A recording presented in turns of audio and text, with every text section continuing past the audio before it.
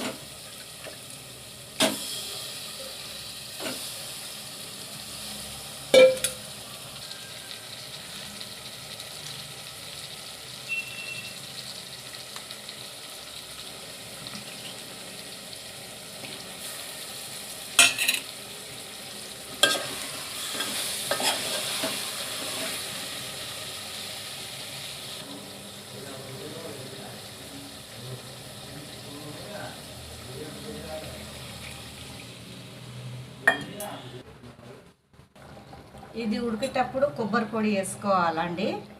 కొబ్బరి పొడి వేసుకుంటే గ్రేవీ బాగా అవుతుంది. ఇది నూరు పెట్టుకున్న పట్టా లవంగ్ ఇలాచి వేసుకోవాలా. ఇక్కడ వచ్చేసి చికెన్ మసాలా వేసుకోవాలా.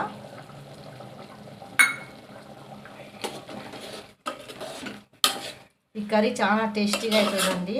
అన్నం వెంబడి బగారం అన్నం వెంబడైనా బాగుంటుంది, పుట్టి అన్నం వెంబడైనా బాగుంటుంది. వేడి వేడిగా తినాలా. ఈ కర్రీ మీకు నచ్చినట్లయితే లైక్ చేయండి, సబ్స్క్రైబ్ చేసుకోండి.